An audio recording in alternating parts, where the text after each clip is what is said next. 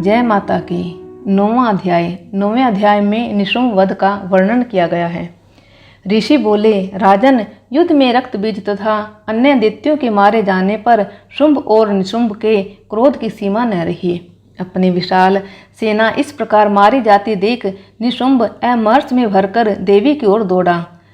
उसके साथ असुरों की प्रधान सेना थी। उसके आगे पीछे तथा पार्श्व भाग में बड़े बड़े असुर थे, जो क्रोध से ओष्ठ चबाते हुए देवी को मार डालने के लिए आगे आए। महापराक्रमी शुंभ भी अपनी सेना के साथ मातृगणों से युद्ध करके क्रोध में भरा चंडिका को मारने के लिए आ पहुंचा। तब देवी के साथ शुंभ और निशुंभ का घोर संग्राम छिड़ गया।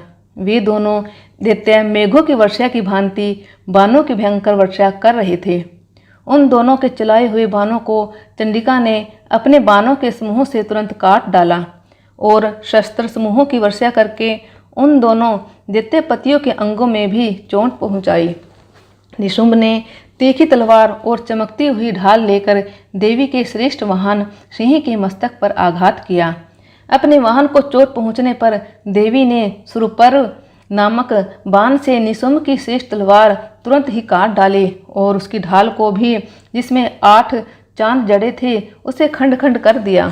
ढाल और तलवार के कट जाने पर उस असुर ने शक्ति चलाई, किंतु सामने आने पर देवी ने चक्र से उसके भी 2 टुकड़े कर दिए। अब तो निशुंभ क्रोध से तिलमिला उठा और उस दानव ने देवी को मारने के लिए शूल उठाया, किंतु देवी ने समीप आने पर उसे भी मुक्के से मारकर चूर्ण कर दिया। तब उसने गदा घुमाकर चंडी के ऊपर चलाई, परंतु वह भी देवी के त्रिशूल से कटकर भस्म हो गई। तदनंतर दैत्यराज निशुंभ को फरसा हाथ में लेकर आते देखकर देवी ने बाण समूहों से घायल कर उसे धरती पर सुला दिया। अपने महापराक्रमी भाई निशुंभ के धाराशाही होने पर शुंभ को बड़ा क्रोध हुआ और अंबिका का वध करने के लिए वह आगे बढ़ा। रथ पर बैठे बैठे ही उत्तम आयुधों से सुशोभित अपनी बड़ी बड़ी 8 अनुपम भुजाओं से सारे आकाश को आच्छादित कर वह अतीव शोभा पाने लगा। उसे आते देख देवी ने शंख बजाया और धनुष की प्रत्यंचा से भी अति दुस्सह शब्द किया। साथ ही अपने घंटे के शब्द से जो समस्त दैत्य सैनिकों का तेज नष्ट करने वाला था, संपूर्ण दिशाओं को भर दिया। तदनंतर सिंह ने भी अपनी दहाड़ से, जिसे सुनकर बड़े बड़े गजराजों का महान मद चूर हो जाता है, आकाश, पृथ्वी और 10 दिशाओं को गुजा दिया। फिर काली ने आकाश में उछलकर अपने दोनों हाथों से पृथ्वी पर आघात किया। उससे ऐसा भयंकर शब्द हुआ जिससे पहले के सभी शब्द शांत हो गए। तत्पश्चात शिवदूती ने दैत्यों के लिए अमंगलजनक अट्टहास किया। इन शब्दों को सुनकर समस्त असुर थर्रा उठे, किंतु शुंभ को बड़ा क्रोध हुआ। उस समय देवी ने उस शुंभ को लक्ष्य करके कहा, अरे दुरात्मा, खड़ा रह, खड़ा रह। तभी आकाश से खड़े हुए देवता बोल उठे, जय हो, जय हो। शुंभ ने वहां आकर ज्वालाओं से युक्त अत्यंत भयानक शक्ति चलाई। अग्निमय पर्वत के समान आती हुई उस शक्ति को देवी ने अपने दिव्य प्रभाव से दूर हटा दिया। उस समय शुंभ के सिंहनाद से तीनों लोग गूंज उठे। राजन, उसकी प्रतिध्वनि से वज्रपात के समान भयानक शब्द हुआ, जिसने अन्य सब शब्दों को घेर लिया। शुंभ के चलाए हुए बाणों के देवी ने और देवी के चलाए हुए बाणों के शुंभ ने अपने भयंकर बाणों द्वारा सैकड़ों और हजारों टुकड़े कर दिए।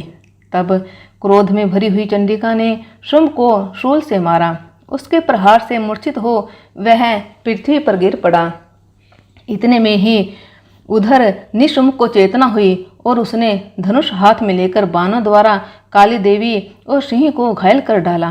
फिर उस दैत्यराज ने 10,000 भुजाएं बनाकर चक्रों के प्रहार से चंडिका को आच्छादित कर दिया।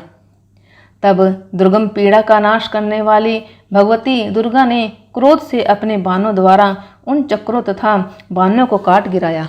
यह देख निशुंभ दैत्य सेना के साथ चंडिका का वध करने के लिए हाथ में गदा लेकर बड़े वेग से दौड़ा।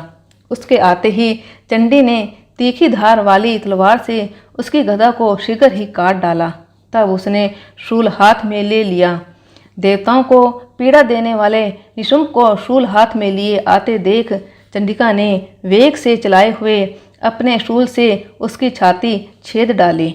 शूल से विदीर्ण हो जाने पर उसकी छाती से एक दूसरा महाबली एवं महापराक्रमी राक्षस खड़ी रह कहता हुआ निकला।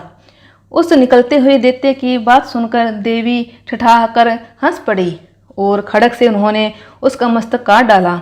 फिर तो वह पृथ्वी पर गिर पड़ा। तदनंतर सिंह अपने दाढ़ों से असुरों की गर्दन कुचलकर खाने लगा। यह बड़ा भयंकर दृश्य था। उधर काली तथा शिवदूती ने भी अन्यान्य दैत्यों का भक्षण आरंभ किया। कुमारी की शक्ति से विदीर्ण होकर कितने ही महादैत्य नष्ट हो गए। ब्रह्मानी के मंत्रपूत जल से निस्तेज होकर कितने ही भाग खड़े हुए। कितने ही दैत्य महेश्वरी के त्रिशूल से छीन भिन्न होकर धराशायी हो गए। वैष्णवी ने भी अपने चक्कर से दानवों को विदीर्ण कर दिया। इंद्री के हाथ से छूटे हुए वज्र से भी कितने ही प्राणों से हाथ धो बैठे।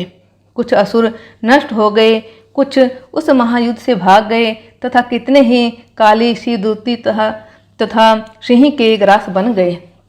बोलिए शेरा वाली माता की जय, दुर्गा माता की जय।